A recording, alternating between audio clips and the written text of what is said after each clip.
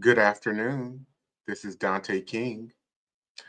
I am going live here.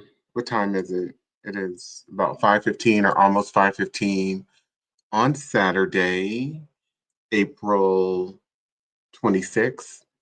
Um, I'm just waking up from a nap almost, so to speak. I've been at home resting finally. Um, so grateful for rest. Um, there is no replacement for rest. So I that is an ever uh, evolving practice for me, just trying to get enough rest. Anyway, I am going live right now, and as I began thinking about why I wanted to go live or what I was going to say, um, there were so many um, both converging as well as conflicting thoughts that I had about going live. And the reason that I had such conflicts or contentions, I would say, is because I never want to go live just for clicks and likes. I strive really hard to be very intentional about what I say, how I say it, and I don't want to um, ever offend anyone because I've continued to share with people, this is a calling for me. The work that I do, the work that I've done, um, I take it very seriously. So I am about to speak on this Shannon Sharpe situation, but I'm going to do it at a macro level and not necessarily focus so much on him because I believe that men like Shannon Sharpe, um, other such Black men that we've seen involved in situations here recently who have been both isolated in the conversation around sexual predation, um, such as R. Kelly, Bill Cosby. We see some things happening with Sean Diddy Combs. I believe that these are symptoms of a problem, of a larger problem that does not, certain problems are never addressed or have not ever been addressed in our culture. Um, and they are much larger than the people that we see being isolated and sidelined and targeted in this moment. So I'm going to begin this conversation with some facts. And hopefully you'll understand where I'm going as I read these facts for you. I'm also going to include uh, some different clips in this talk, um, even some concerning. Well, you'll see. I won't give it away. So the first thing I want to start off with is the reality that this culture um, has been founded upon and was founded upon sexual predation. I believe men who had very perverse sexual addictions, and that'll become very clear once you understand and wrap your head around some of the information that I'm going to share with you. But also sexual violence, which all of those things, sexual predation, sexual assault, sexual abuse, sexual addiction, all of those are iterations of violence. And I think that that has to be understood at the very basic level. So I think it's important to understand that under English common law, I'm just going to share some information.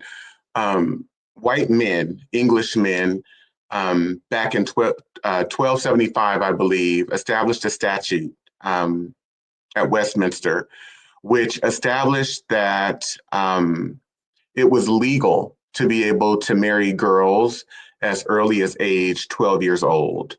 The reason that that is important is because within the confines of the United States of America, that law remained intact, untouched for the most part, until roughly the 1880s, 1890s.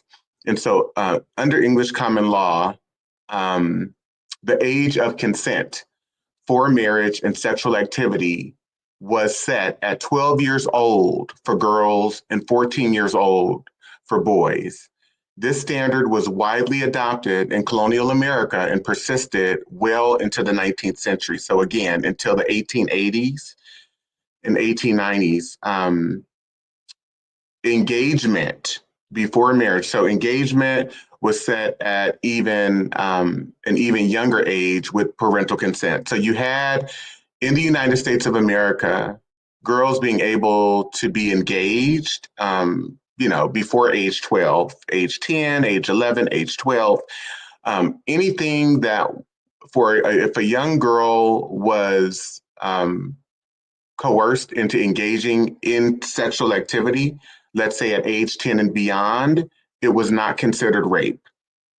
It was not considered rape. And I'm sharing this with you because I want you to take in what I'm saying, that within the permission structure, within the legal permission structure in the United States of America, it was, young girls and women have been powerless at the hands of sexual predators who have been able to do what they want to do with these young girls and women whenever they want. The other piece of this is that we must understand that any behaviors or proclivities that we see or want to recognize or acknowledge in Black men, where Black men are concerned, that Black men and our sexual behaviors or proclivities are patterned directly after white men and their sexual behaviors and proclivities, because white men control not just the social patterns and the cultural patterns and the belief system and the value system, but they control regulation. They control what is permissible and what is not through legal regulation. And so one of the things that I wanted to go to with that context, or within that context rather, is the conceptual framework by Dr. Frances Cress Welsing, which I'm going to share on my screen real briefly. And then I want to explore some additional information which will kind of back up or support the claim that I just made a moment ago. Okay, so bear with me. I'm going to share this.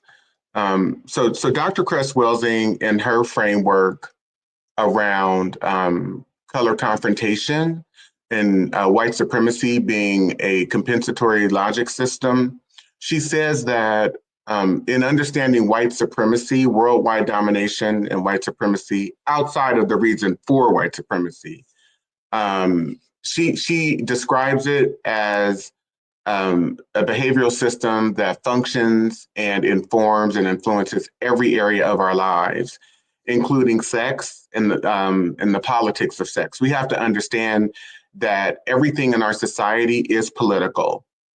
Capitalism is political, education is political, entertainment, labor, law, politics, religion, sex, and war. So what we're talking about are the politics of sex, sexuality, sexualization. And so I'm shining a light on this is because Black men in America have never known a reality without the influence and control of white people in our lives. I want you to breathe that in, because it is the absolute truth. It's the only reality that we've known. And so all of our cultural proclivities, all of our the positions that we take, the attitudes that we hold, what we've learned, what's been inflicted upon us or into us as a collective group of people, whether straight or gay, has been inflicted upon us or into us by larger white society, including white men and white women. And so it is important for me to focus on this because Dr. Welsing, in what she says now, I'll just quote her. She says, white supremacy is a power system dynamic structured and maintained by persons who classify themselves as white, whether consciously or subconsciously determined. It consists of patterns of perception, logic, symbol formation, thoughts, speech, actions, and emotional response infused simultaneously into all areas of people activity, labor, entertainment, or education, including economics, education, entertainment, labor law, politics, religion, sex, and war. White supremacy's ultimate purpose is to ensure white genetic survival and prevent white genetic annihilation on planet Earth. Um, so I'm going to quote from Gregory Smithers' book, Slave Breeding, and you can also locate a lot of other information if you go directly to the slave narratives. And so he says, during the Great Depression, formerly enslaved African Americans shared their memories of Southern slavery with interviewers from the Works Progress Administration. Between 1936 and 1938, more than 2,000 former slaves from 17 states narrated their recollections of slavery. According to former slaves, slave breeding relied on the existence of plantation studs or bucks and breeding wenches. The language that some slaves used to represent coercive sexual acts was sensational, but it served an important narrative purpose. It reflected the moral depths that slaves believed, that Black people believed white men and women had stooped to in order to keep them enslaved. Julia Malone, for example, a formerly enslaved Black woman, remembered that her mother was a breeding wench. She claimed, my mammy was a big woman. Peter Brown insisted that slave masters prized fast breeders. So I want you to take that in. So you have a culture whereby white men are making and building their wealth by prostituting and pimping primarily Black women, by confining the institution of racial slavery to their uteruses, both by social and cultural practice as well as legal custom. So we understand the institution of slavery was legal. We also understand that you had courts ruling, for example, the Mississippi Supreme Court in 1859, that sexual intercourse and sexual activity was to be regulated by each owner of each plantation. And so the behaviors, the attitude that Black American people begin to develop, where the politics of sex or the activity of sex or sexual activity is concerned, is patterned directly after white people. It's what they're being groomed into, it's what they're learning. And so there's a sexual perversity that pervades US society that is directly correlated and dates back to Eurocentricity, Eurocentric laws, Eurocentric cultural customs, and the ways that white Europeans have gone about approaching sexual activity and their sexual proclivities. So, and there are also other books and resources that I point to in my book, Diagnosing Whiteness and Anti-Blackness. So I'm going to continue. Brown stated that his mother was a fast breeder, giving birth to 3 sets of twins. Steve Robertson reminisced about his father's sexual prowess, referring to the existence of plantation bucks. Robertson testified that the master picks the buck. So the master picks the Black man to sire children with the women that they want. So they go and they choose Black men to force them, young Black boys and men, to force them to rape young Black girls and Black women. Okay. And I need you to understand, because these are the terms by which Black men begin to develop as a community, right? In terms of our sexual proclivities, our sexual behaviors and patterns around sexual behavior, that we're being groomed into being predators, into becoming just like the people who are oppressing us. These are the actions, these are the behaviors, these are the thoughts that are in their minds, and they are making or turning into reality a landscape, a society that is rife with sexual perversion, unregulated. And so, what he's suggesting is that his father was forced to rape these women, and it's usually the moistest, the moistest prolific is what he's saying, and I interpret that to mean the youngest and most ripe person that they can find. And so, what we also have to recognize in all of this is that young girls and women in this society do not have any agency, have never had any agency, and have been surrounded by another species of people who are characterized as male, who are stronger many times, most times, in our stature, the way that we're built, and our strength. And so they, essentially have been surrounded by predators, people who can dominate them and do what they want to them at any time.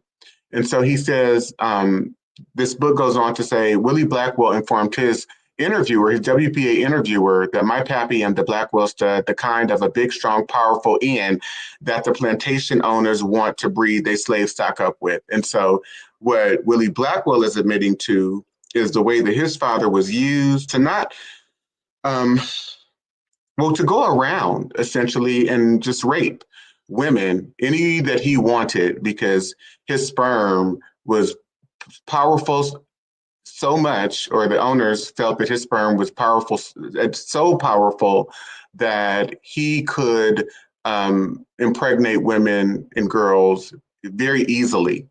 And so, by referencing the slave narratives, by referencing case law, by referencing different statutes and pieces of legislation that existed throughout various states in the United States of America, it helped me to understand just the culture of legalized rape and legalized pedophilia in the United States of America. And I think that we have to begin there.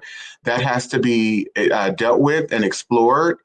We even have President Thomas Jefferson saying, I know no error more consuming to an estate than that of stocking farms with men almost exclusively. I consider a woman who brings a child every 2 years as more profitable than the best man on the farm. What she produces is an addition to the capital while his labors disappear in mere consumption. And so, what President Thomas Jefferson is essentially saying in this quote is that if you stock your farms with men, they're not going to be able to reproduce at the rate and pace that you need. You need to really be focusing on stocking your farms with young girls and women because they're able to produce massively, just more children. You can have them raped at any moment, and they will produce children. They will be the reproducers of the labor that you need for your farms. And so I think beginning there was very important, is very important for me, because I think we have to understand the politics of gender, the politics of maleness, and the politics of femaleness, and the toxicity that is ingrained into our psyche, that has been historically, and that continues to be ingrained in our psyche. I see a lot of people joining this live, and I'm grateful for that. I would love for you to comment at any time. For those of you that want to share your ideas and thoughts about what I'm saying. So I'm now going to go to a video where you have essentially the President of the United States saying that this type of predatory behavior has been permissible. And what's so profound about this clip that I'm about to share is that he didn't say this. This is not, from the what is it, Access Hollywood video that emerged back from 2006. But this is a statement that he made during a deposition when he was being deposed in the E. Jean Carroll case. And this was, I believe, 2022. It was either 2022 or 2023. I want to say it was October 2022.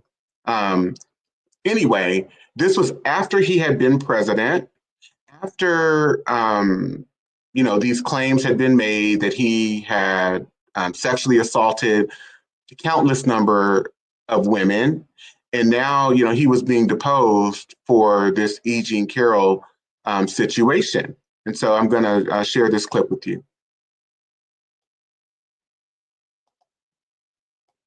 And you say, and again, this has become very famous in this video, I just start kissing them. It's like a magnet, just kiss. I don't even wait. And when you're a star, they let you do it. You can do anything. Grab them by the, you can do anything. That's what you said, correct? Well, historically, that's true with stars. It's true with stars that they can grab women by the. Well, that's what it's, if you look over the last million years, I guess that's been largely true. Not always, but largely true. Unfortunately or fortunately. And you consider yourself to be a star? I think you can say that, yeah. All right. So, I want you to take in what you just saw and heard, right? This is the president of the United States who had been president once. He was the 45th president. Now he's the 47th president. But what he's admitting to very freely and casually is that, yes, we as men have abused women for centuries, for millions of years, for a million years, to quote him. And he's saying it to the woman who is deposing him as though, this is some ordinary, normal, natural right that males have, not just in our society, but I guess throughout the world. If you look over the last million years, because the United States is only roughly 200 something, 50 plus years old. But if you look over the last million years, this is what we've been doing. This is how we've been engaged in sexual perversion. We've been engaged in pedophilia. We've been engaged in rape. And so the reason I'm framing this in this way is because we have to understand the permission structure that has been built where males, and particularly heterosexual males in this culture, have been facilitated, have been enabled, have been authorized to participate in the most vile, heinous behavior where females are concerned. And these things, these proclivities, these very questionable acts, I'm just going to say questionable because they're not questionable to some people. They're very questionable. They're very concerning and problematic, at least for me. And I say this as someone who has suffered sexual abuse in my life in a variety of ways. I won't get into that, but I understand that our society is rife with sexual perversion. And not many people come out and talk about it, but I believe a lot of young men and young males, I would even venture to say most, struggle with sexual addiction. And I do believe that it is the result of being groomed into those such proclivities at a very young age. And I've been speaking with some very close confidants lately about this topic because it's very concerning to me on a variety of levels. But from a very young age, we are coerced, especially when you participate in the politics of straightness or heteronormativity. We are coerced to go out and pursue young girls by, ages as young as 3, 4, or 5. It's being projected onto young children in a playful way, somewhat. Look at him; he likes her. Look at how he's, pulling her arm or pulling her hair. He likes her, and it's being projected that these two young children, because they are of opposite sex, that they somehow are feeling some type of affection or attraction toward each other, and it's said playfully. But it's really not that playful and it's not that innocent because when you go, move a little forward or onward, and by the time you're age 8, 9, 10, you're either being coerced by other males around you who have also been coerced to exhibit the same behavior that I'm about to describe. But you're being coerced to go out and pursue young girls and get a girlfriend and have a girlfriend. I'm sure many people who may, watch this live or, um, hear me speak about what I'm about to say can identify with this. How many of you played house when you were a child? And you know what I'm talking about. Or you go behind the bushes and you're humping with your clothes on because that's something that you saw on television, or that's something that you saw in your home in terms of some of the behaviors that the grown people were exhibiting. And you want to play like you are an adult or be grown. And so you're playing house by the age of 8, 7, 8, 9, 10, or 11. You don't know that humping behind the bushes is not necessarily something that you shouldn't be doing or not innocent. You just think you're playing, right? But that is not um, any type of behavior or playfulness that any child should be participating in. And so I'm going to move on. By the age 11, 12, I think I was probably 12 when I was being told by one of my mom's boyfriends that I needed to go. I will never forget this. He took me out to eat. His name was John. He took me out to eat in a restaurant in San Leandro. And we sat down at the table. I did not like this man. I actually loathed him. But because I knew who I was at a very early age, I knew that I was not attracted to girls in that way. I resented him. I resented how he acted towards women, how he behaved towards women, because I was aware of some of the things that he was doing in his life. Even when I at that age, during that time period. But he says, you can talk to me about anything. He had this sort of this machismo attitude. And he's telling me I'm probably, actually, no, I think I was either 10 or 11, because I don't think I was in junior high school yet. So I was probably 10 or 11. But he said to me, you can talk to me about anything. And the three things that he said that I could talk to him about were money, P, go with me, for those of who know what I mean by that, the P word, money, P, and women. So breathe that in. I can talk to you about anything, but those are the three topics that are up for you, that are programmed into your mind, or that are on your mind as you are taking the son of your girlfriend out to lunch to bond and connect with him. This is how you're going to connect with this 10 or 11-year-old child. And so there were men like John. There were many men like John.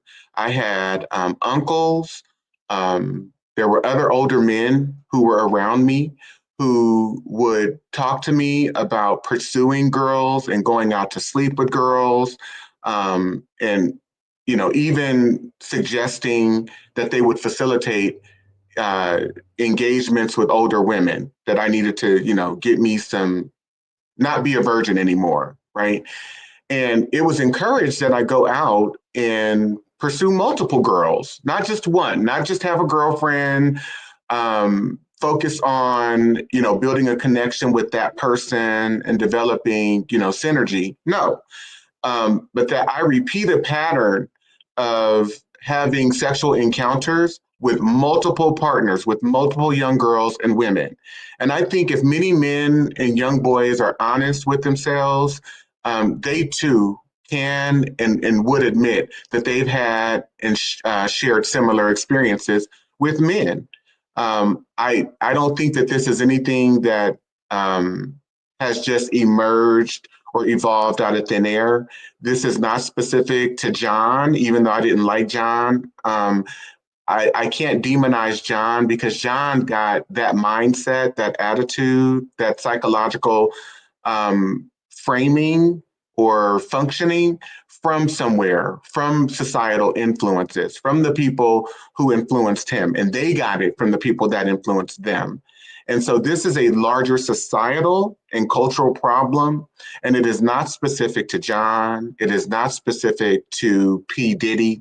It is not specific to Bill Cosby. It is not specific to Shannon Sharpe. Um, they have been afflicted, and they are the results of sexual corruption and perversion. And it is not to absolve. Please do not mistake what I'm saying, because I'm not, and I wrote this as a preface to coming on. This is not about defending the behavior. It is about explaining it, though, so that we can get to a place where we become better influences on children and so that we can correct these issues at a societal level rather than demonizing someone every time some information comes out that shocks us. And I also wanted to address the hypocrisy because there are so many people who would not want to be. I know for myself, there are things that I've endured and experienced in my life that have led me into behaving and acting out in certain ways that I would never want revealed. I just would not. And so I have a lot of empathy and compassion where people are concerned. And it's hard to seize many times the treatment that we give to people once they fall from grace, because so many others of us have things that we would not want revealed to the public, and so it leads me into trying to go deeper in doing my own work and focusing on myself and healing the things in me that need to be healed, and also helping other people to do the same. So, were a few of the things that I wanted to start with. Um, I also want to bring in the issue of, so let me say this. With Shannon Sharpe, it is important to understand that as a 50 something, 50 plus, I think they said he was 53, 54 at the time, pursuing this 19-year-old, that there has been a permission structure in place that has allowed for, and again, not just Black men, because we saw with the Jeffrey Epstein documentary, he was involved in molesting and raping underage girls, right? And the president of this country, Donald Trump, was featured in pictures with him. He was featured in girls that looked to be he was pictured in photos with young females that presented, at least to me, the same type of Shannon Sharpe situation that he's having with this OnlyFans model. I think the difference is, or we know that the difference is that if you're white skin can absolve you from being a criminal, because you can be convicted of 34 counts of, I think what was it, fraud. Donald Trump was convicted. He was convicted in the civil case concerning E. Jean Carroll, that he indeed committed the sexual attack on her.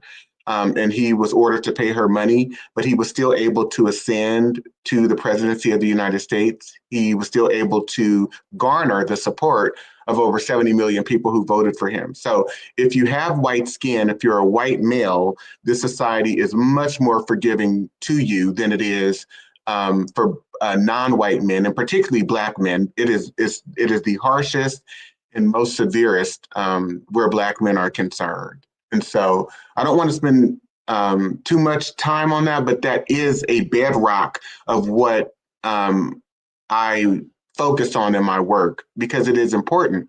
Otherwise, this becomes a perpetual demonization of unchecked Black male behavior. And that is just not what this is. This none of this falls on Black men.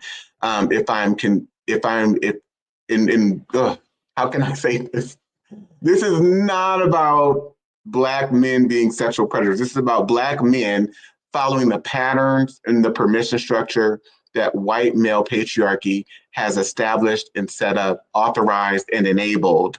And any and everyone in this society, if you have the maleness, if you have the power, if you have the influence, so to speak, you believe that you can participate in this type of behavior because that is what is grilled into you and infused into you at a very young age. And so it's not shocking to see what is happening with Shannon Sharpe. I feel bad for him because he is struggling and navigating a sickness that he never dealt with, that he never got to deal with. And it got the best of him before he could deal with it because his business is now out in the open in public. But what we are really seeing in these men, when we see these situations emerge, are people who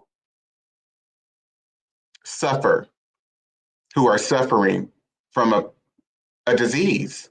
It really is a disease. And it is, I believe, it is a combination of multiple diseases here, which I won't get into, but read my book because I think that is a great start for you to understand conceptually, as well as in detail what it is I'm saying, what it is I'm suggesting.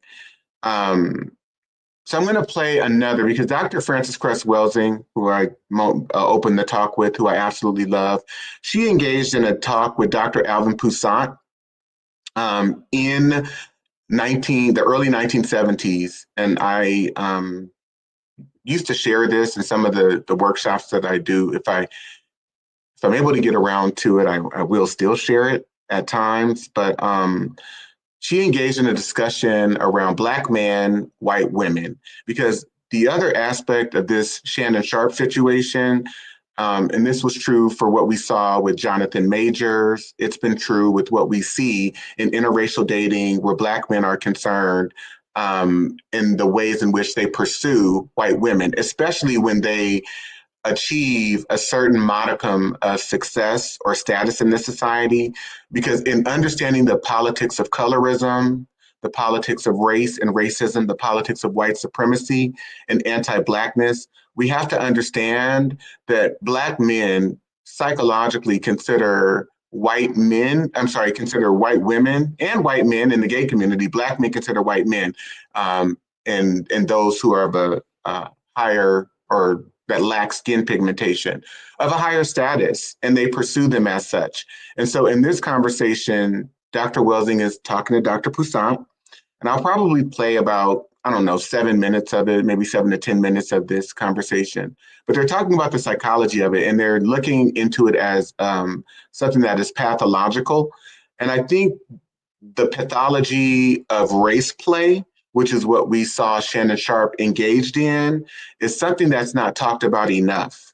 I know that I have been, it's been proposed to me on different dating apps that I frequent. White men will oftentimes send me messages and ask me if I'm into race play. And at first, I didn't know what that was because what is race play? There's nothing playful about race to me at all. And so the fact that you can have these predators, these very vicious, predatory monsters just on the prowl, trying to act out their fantasies, their corrupted, perverted fantasies, where other people are involved that they've racialized, I think it is not only disgusting, I think it is extremely violent, extremely perverse and pathological. And it's something that also needs to be investigated.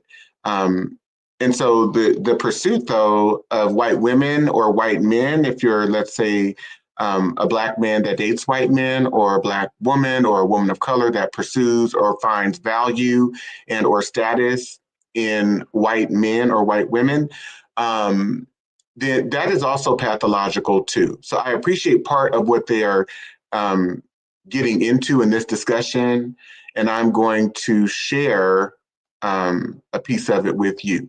So here we go. And let me change this so I can be on the screen too as I am sharing it with you. Give me 1 second. I'll actually do this.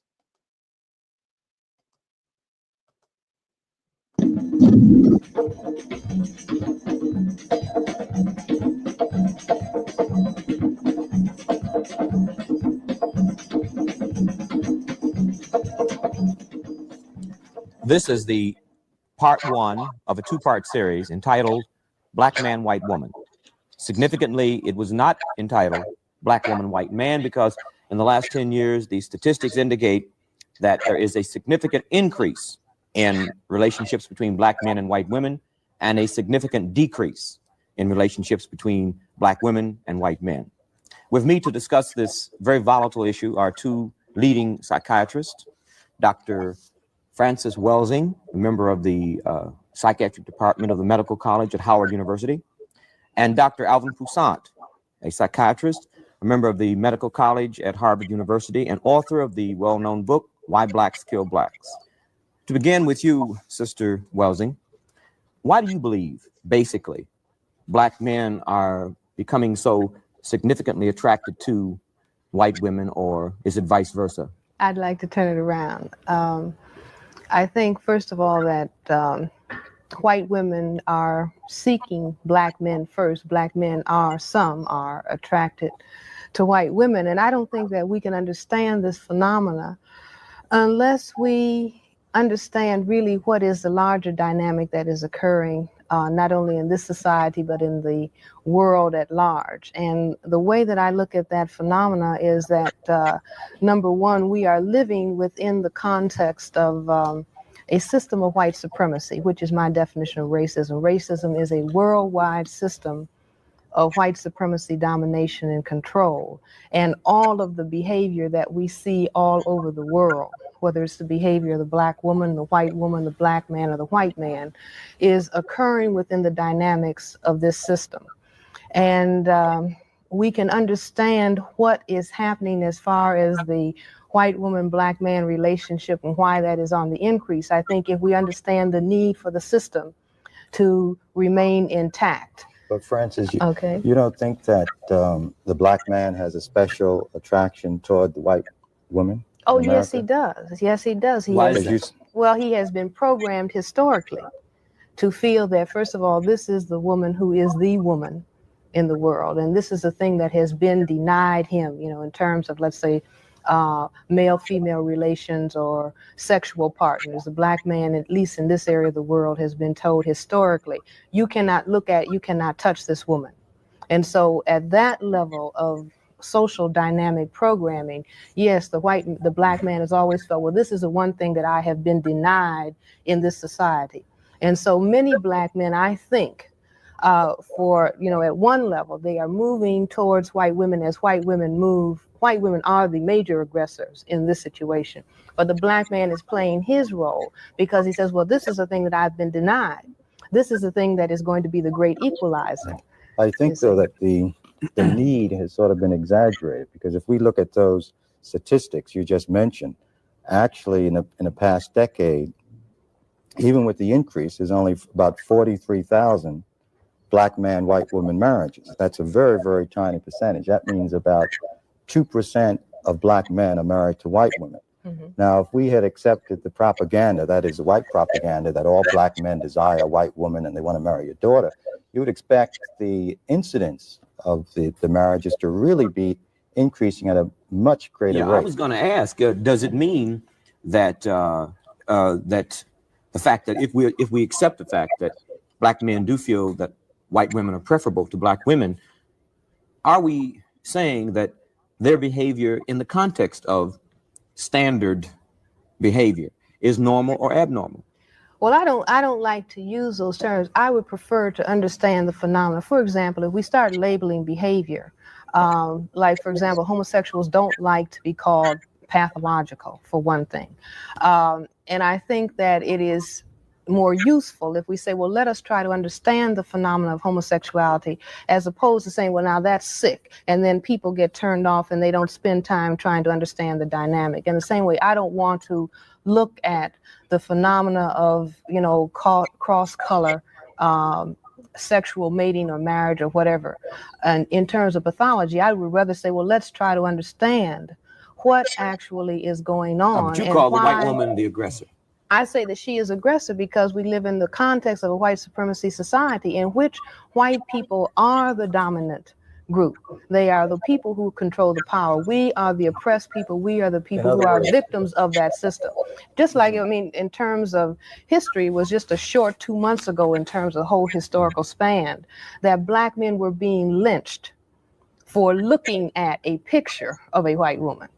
Do you see? And now we are told, well, now everything is opened up. Well, I want to understand, well, why is it that everything is opened up? I think everything is opened up since black men started talking about black power. You see, when black men start talking about black power, then that says, well, all right, maybe there will be a challenge to the system of white supremacy domination, not only in this area of the world, but all over the world.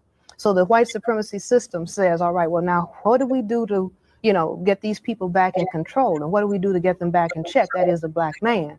Well, we'll lay our ace trump card on them, which is a white woman. In other You words, see, which brings the I black think- man then back within the Mhm. context that the white supremacy system is going to work for you. See, we've denied you this, now you have it. But on close examination, in spite of all of the black-white marriages, the black-white sex that has occurred throughout history, in the last 500 years, there has been no serious tampering with the maintenance of white supremacy, certainly not through the bedroom activity. Do you see what I'm saying? But in other words, it throws people off balance. So In the other the words, white woman is still, I think, in a position of psychological dominance. Right. And so far Right. she is, that's a form of white supremacy, and that the black men are frequently responding to her dominant position, the fact that she is considered a superior status object in society. But getting back to this point, Well, let me ask the question before you go move to ahead. that.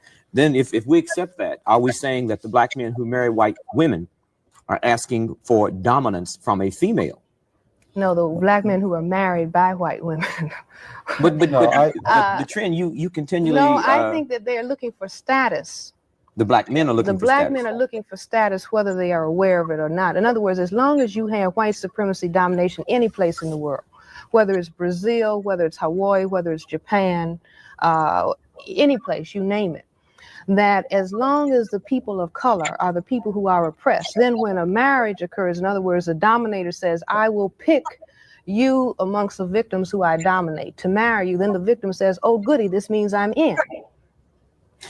Well, that's true, but if I can ask this question, Okay. it seems the way you are framing your analysis that the almost total blame, if we can use that word, for interracial marriages is because of one, white society vis-a-vis white supremacy, Seeking to maintain itself. and two, white women being the aggressors. You seem to be saying, and I'm asking a question, that black men are just blameless and they're sort of like the victims of something that they have no control over, or that they have no need to be married to a white woman for some perhaps pathological basis. No, let's say, for example, if you set up the conditions for the development of a sadomasochistic relationship, then the masochist as well as the sadist is a part of that relationship, and they are playing roles that they have been conditioned to play. In other words, a person who is a masochist seeks out the sadist because then they could play their sort of dual game, their mutual reciprocity together. Now, within the dynamic of the system of white supremacy, you have, for example, many of the white women who are with black and other non-white men are actually, I believe, having a dialogue with white men. How does that work? See, the dialogue goes like this, according to my analysis. First of all, the white women, we have the women's liberation movement, which is a dynamic of white females. Okay, they are asking for liberation out from under the white male. All right, now within the dynamic of the white supremacy culture, you also have penis envy. In other words, the white men have been perceived as being dominant over the woman. And so the woman says, well, I wish I had a penis. Okay, so what does she do? She says, well, I'll go out and get one that's supposed to be more powerful than yours, but I'm going to control it because we are white and we control all of the non-white. So she goes out and she selects, and all this is unconscious, activity, if you will. She goes out and selects a non-white male, be he black or any other non-white. Then she is walking down the street, or they can go to the, justice of the peace or the priest or be married. And anytime a white man sees that, she is communicating to him, see, I've got one because I am in control of this. But I don't think we can, generalize to that extent. I think that's a theory. But it's getting back to the question when we present arguments that way is whether the relationship between black men and white women are pathological. Now, Frances said she doesn't like to think of it in that framework, but the fact is that a lot of psychiatrists have presented or said that interracial relationships in marriage stem from a type of negative psychological position or some type of pathology because of the racism in society. They'll say that the racism distorts people's minds so that frequently you'll get, say, a white woman attracted to a black man for the wrong reasons or for racist reasons. She may see him as inferior, that might turn her on, or she might see him as a black stud, that may turn her on. All of these are racist perspective. Okay. So what Dr. Poussin and Dr. Welsing shined a light on are the ways in which we can begin to view what we're seeing and hearing play out in the Shannon Sharpe situation as pathological. We heard messages or saw messages where the young woman is saying to him that she wants to experience some of that big black gravy. She he suggests or she suggests that she wants some of that big black. She wants a big black, something big black that was repeated several times, and she wanted that big black baby something or inside of her, or that he was going to fill her up. And you also saw, or the messages, at least to me, suggested that he willfully participated in that behavior and that he was drawn toward that type of engagement because of his own internal proclivities and receptivity toward that type of approach and that type of interaction with another individual who happens to be a white presenting woman, young woman. And so to that degree, in the pursuit of each other, based on those terms, that in and of itself is sick. It is sick. Because what it unveils or what it reveals is a man, a middle-aged man, who happens to be, by the way, a darker skinned, black, middle-aged man who is very insecure with himself, who feels that he needs to go out and control someone who has, in a sense, less agency than him when it comes to the socioeconomic status, when it comes to the politics of gender, and even the politics of sex and strength. So there's that piece, but also he is looking to reincarnate a slave mistress of sorts. And I want us to think like this is not just a bedroom game of, you play the cop and I be the even that to me would be a problem too, or problematic. But like we're literally talking about reenacting the politics of racial oppression, but where sex and sexuality is concerned. But then I, as the big black stud or brute, I get to dominate you and act out all of my aggression toward you because of what you represent as a status symbol in this society, something that that has been off limits, that was off limits from my father, that was off limits from my grandfather. But now I have access to all of this and I have money, which garners me the ability to act out immeasurable degrees of power and control and aggression and assault if I want. And then we also see the politics of white female predation, where this woman and many white women that I know, well, I'm not even going to say that I know because I don't really know them like that. But I, in my estimation, observing the politics of white female predation and just kind of this like sneakiness that takes place where they can many times, I'm not saying this conclusively across the board, but many times be very coercive where successful Black men are concerned. These are the same men that they would most likely never touch or date if these men were still in the hood or of a lower socioeconomic status. But now that they've become ball players, now that they've become attorneys, they're doctors, they now feel a degree of attraction toward them. And, Shannon is of a certain height, a certain size. He used to be an athlete. And so she's acting out her fantasies too of dominating this big Black man and controlling him in some of the ways that Dr. Welsing and Dr. Poussaint alluded to in the video. And I think when I evaluate this on terms of, historically, as well as kind of looking through the really sociocultural and clinical aspects of this situation, but and of many others where, you know, interracial dating is concerned.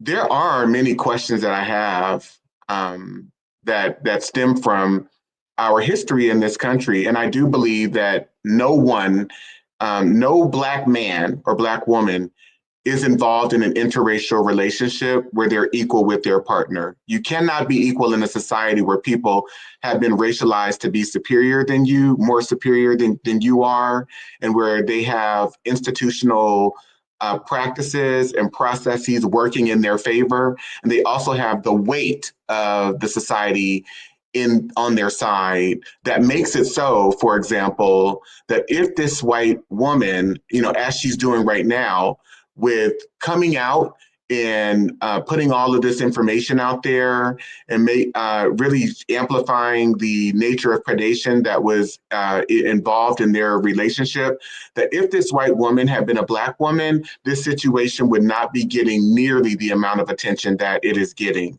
in the way that it is happening. But it also makes it so that if she ever wanted to suggest or say to the police, asserting herself, that she's been involved in an abusive relationship, she could literally have law enforcement at Shannon Sharpe's door, swatting his house, and maybe even killing and murdering him. This goes far beyond what she's doing on a civil level. And that's really the politics of race. And so these Black men are not equal with these white women at all, ever, although that they think that they are to a degree.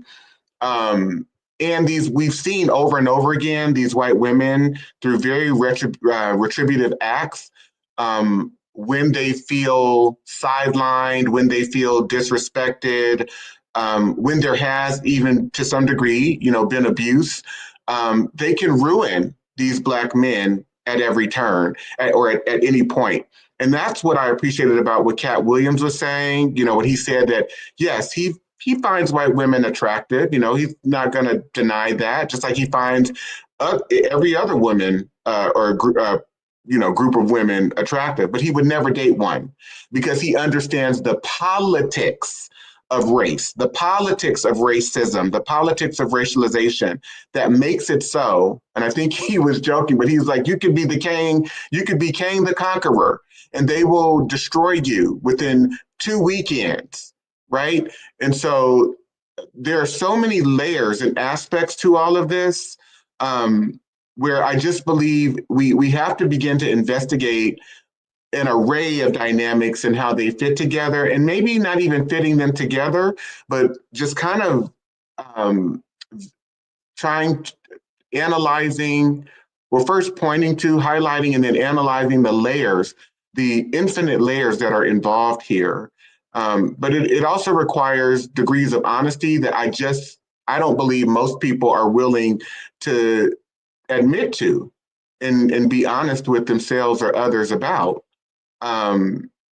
So there is, and I also want to bring this too into light. I think Shannon Sharpe has been ostracized by the Black community prior to this point. And I'm not going to say the Black community as a whole, but maybe where he grew up. But I would say the majority of the Black community too. And here's why. Because when we talk about internalized anti-Blackness, we're talking about the internalization of oppression from belonging to a group of people that have been demonized and positioned as the permanent underclass in this society. And so on the value scale, Blackness as a measure of value has been designated to lack value, to not have any value at all. And so there is a pursuit by Black people to move as far away from what it means to be Black or being Black as possible, while also, and this is where the psychosis comes in, while also claiming to be pro-Black or to be proud, to be Black and proud. But what is very interesting, and this is what Dr. E. Franklin Frazier is pointing out in his book, Black Bourgeoisie, which I reference a lot, is that the model for Black progress or Black improvement is the same model for white improvement. And so what it means to be Black and educated, what it means to be Black and successful, what it means to be Black and accomplished, means that you want to become more like white people, because everything that is situated and contained within the progress framework or progress model or structure has been established and set by white people. And so Shannon Sharpe has had to deal with not only navigating his own internalized anti-Blackness, where the conception of Blackness or the concept of Blackness is concerned, but he's also had to deal with, I'm sure, colorism, because he's a darker skinned Black male, and featureism. And there's a video, and texturism having to do with hair. So featureism, he has a pretty wide nose, so having to do with Afrocentric features is what I mean. There's a video of Terrell Owens, and I wish I would have found it before I came on here, but where he's admitting to how he was demonized by Black girls growing up who did not want to date him. And so he stopped pursuing Black women because they were, in his estimation, unkind to him. They talked about how dark he was, and that they wanted the light-skinned guy with good hair. And I can tell you, I remember growing up in the 80s and 90s, and young girls and older women having conversations about, wanting to date light-skinned men and how they were so fine. And I also believe that there's a pathology there that needs to be investigated on both sides, where colorism, featureism, and texturism are concerned. And so I think, deeming non-Black people, whether they be Eurocentric Latina people, Eurocentric Indigenous people, or more ambiguous non-Afro-Latino, non-Afro-Indigenous, non-Afro-American people, where they are concerned, there's this pursuit to gain status. And one of the ways to do that is to seek out a partner who is not Black or who does not look like they are traditionally Black. And if you do happen to pursue a partner who is Black, that they must be of a certain color, of a certain hue, so to speak. They must have certain features that fit into the framework of Eurocentric desirability. So they can't have, for instance, a wide nose or too large of a nose or lips. And I'll share from my own personal experience growing up.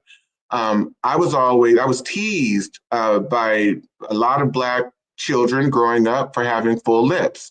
And I was called big lips, just most of the time I grew up, most of my life. So there is this demonization that takes place in the Black community too, that we want to pretend like it's not there, and we want to project that, Black men should feel safe dating Black women, or Black women should feel safe dating Black men, when also Black men demonize Black girls and Black women and talk about their hair texture, talk about their hair length, talk about their features, talk about the way that their bodies are shaped. So there's this demonization on both sides that takes place, that is the result of internalized anti-Blackness, that is the result of internalized white supremacy, that I also believe drives a behavior. And it drives this what I'm terming in my book, or framing in my book, as a psychosis, where we are in direct conflict with what we say we value, what we say we love. And yet that's not necessarily acted out when we examine how these dynamics ensue and how they function within the larger context of the Black community, as well as larger society. And so the other piece to this is, and I'm going to end with this because I don't want to be on here all night. I could literally be on here all night, but I don't have all night. There is this very ill variable that I see and have also encountered and experienced firsthand within the female community. I'll just say the female community. I'm not going to isolate Black women in this so much, or Black girls, but that's who I grew up around. So that's, what I can point to, and that's who I'm most familiar with, because I've never entertained dating a non-Black person, whether they be male or female. What I will say, though, is that there is what I believe, we hear many times the term toxic masculinity, and I don't believe it's toxic masculinity, because I believe that masculinity, just as femininity, these are varying energies per se that are shared across the spectrum of maleness and femaleness or humanity, right? I have certain masculine tendencies that I act out, and I also have certain feminine tendencies or a feminine energy that I carry. And I see that inherent within all of us, although there are many men who may want to deny what I'm saying.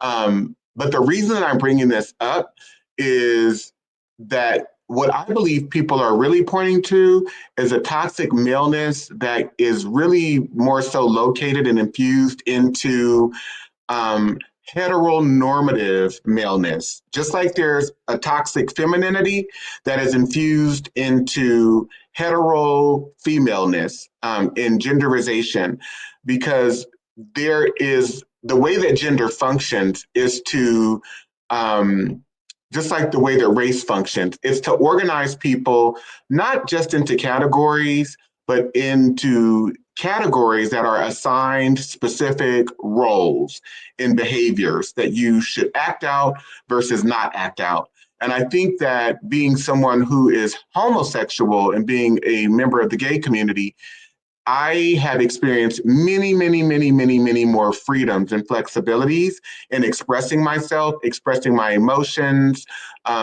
being in touch with certain things that if I were a straight male in this society would not be on the table for me, because I would be characterized as weak.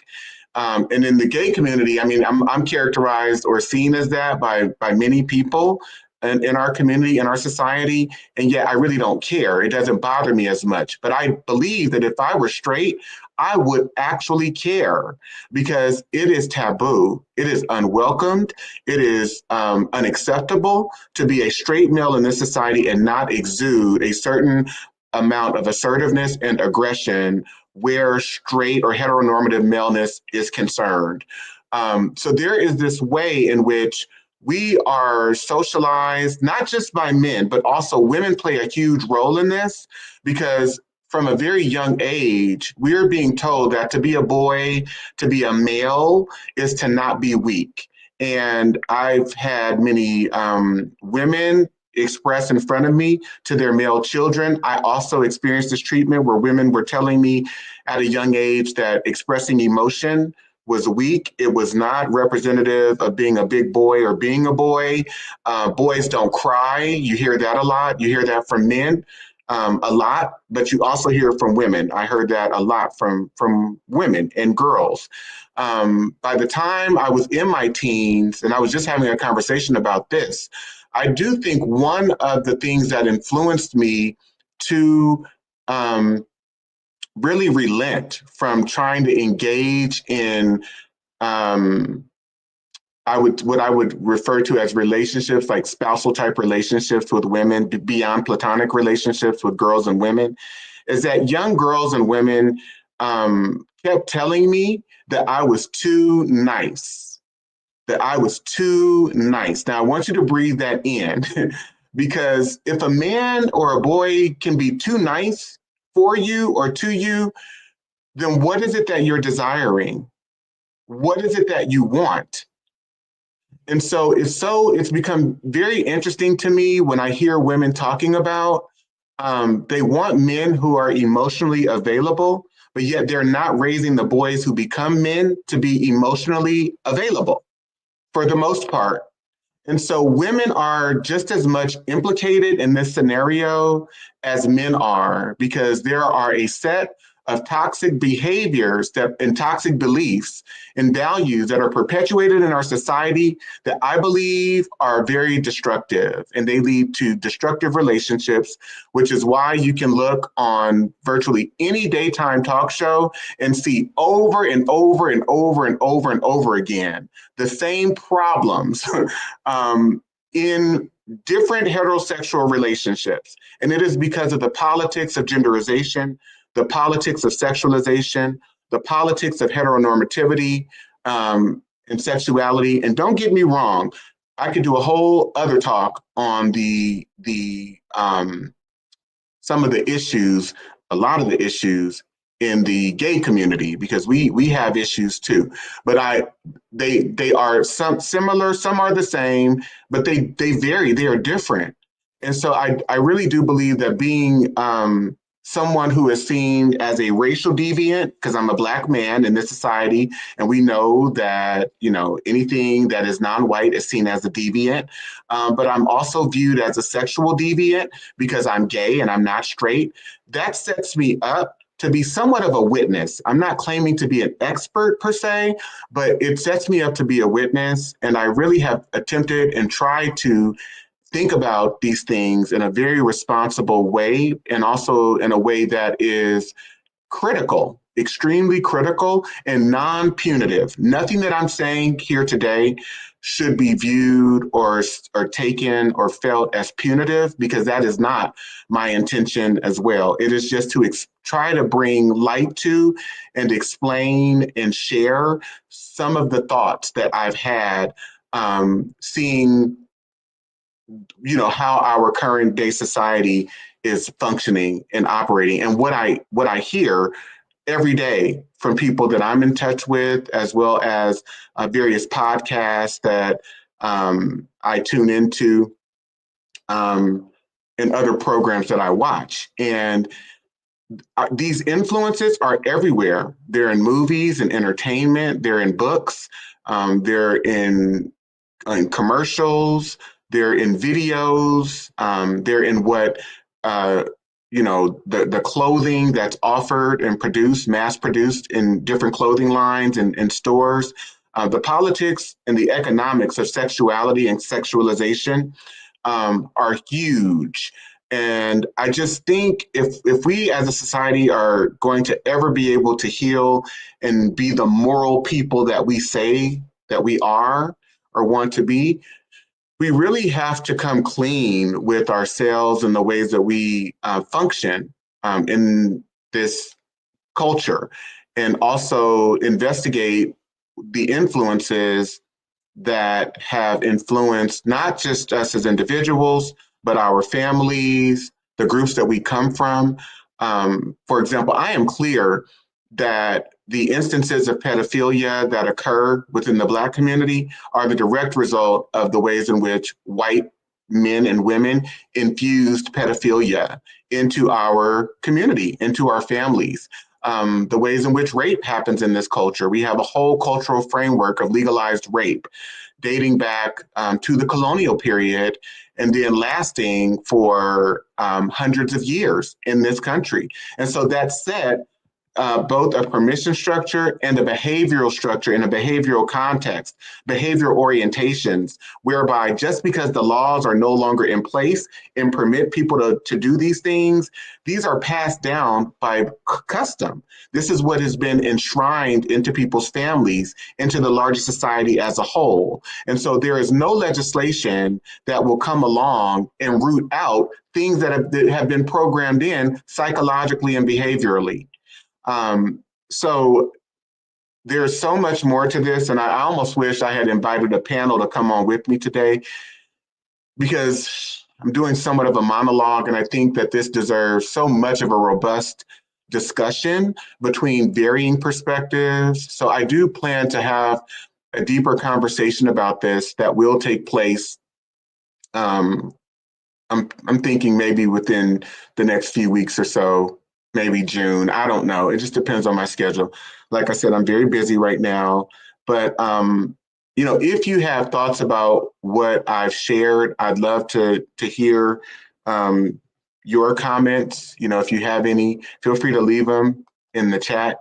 Y'all can post them. You could have been doing it right now. I also want to invite you to go to my Instagram. If you've not followed me, it's Dante D. King Official on Instagram. So it's Dante D. King Official. If you have not bought the book, Diagnosing Whiteness and Anti-Blackness, White Psychopathology, Collective Psychosis, and Trauma in America, please go to my website and buy the book too. You can go there. You can also go to Amazon. It's on Amazon. You can go to barnesandnoble.com. You can order from Barnes and Noble. You can go to Marcus Books. Marcus Books, which is the oldest Black-owned bookstore in the United States, dating back to the early 1960s. And you can buy the book from Marcus Books. Contact Blanche at Marcus Books and tell her I told you that you could get the book from Marcus Books. So I hope I don't want to say that I hope you've enjoyed, what I've shared and brought to you here today, but I hope that it's helped you to think about, where we are as a society differently and how we really need to support and begin to address people who are struggling right now. And I'm not talking about necessarily Shannon Sharpe or P. Diddy, but I'm talking about children who are being socialized, young boys and young girls right now who are being socialized to repeat the same behaviors that we see having happened in the Shannon Sharpe situation, in the Jeffrey Epstein, Donald Trump, right? Donald Trump says, we've been predators for 1 million years, right? So the culture, the design of the culture is predatory, it is violent, it is abusive. And the sooner we deal with that, the sooner we can begin to really influence each other in a more positive manner. And we can raise children who will deal with each other responsibly, regardless of what their gender is, regardless of what their sexuality is, but that can garner healthier relationships that enable them to respect and regard each other with tremendous value. So anyway, thank you so much for joining me today, for staying with me. As always, I love you. Get your rest, get your rest, get your rest.